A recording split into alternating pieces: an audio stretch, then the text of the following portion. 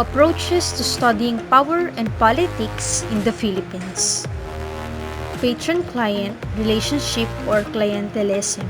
Its argument, in brief, in that Philippines politics revolves around interpersonal relationships, especially familial and patron-client, wants and functions composed of personal alliances.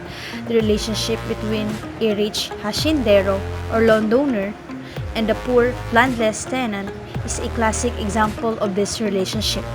The hashindero is the patron who provides medicine, credit, burial expenses, food and other assistance while the client is usually a landless tenant. 2. Political machine. Personal networks, while vital for stitching functions together, are insufficient or inefficient for winning offices in large electorates. For that reason, political machines became apparent in the 1950s to 1960s, fell on hard times during the Marcos years when his machine was the only game in the country, but have been resuscitated since the mid-1980s. 3. Elite democracy.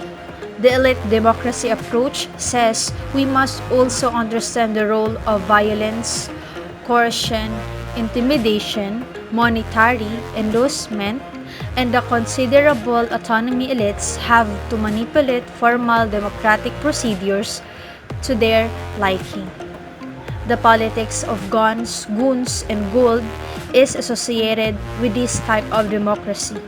Warlords, both in the national and local levels, use personal and illegal money as well as their private armies equipped with high-powered firearms to corrupt the electoral system and to force voters to vote for them on their proteges. 4. Patrimonialism. One other side of the close family ties of Filipinos in the Philippines is patrimonialism.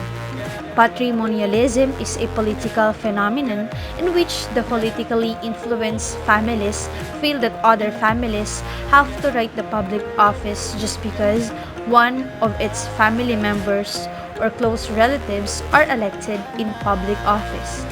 If the father is a senator, the wife aspires to be a mayor or the son a congressman.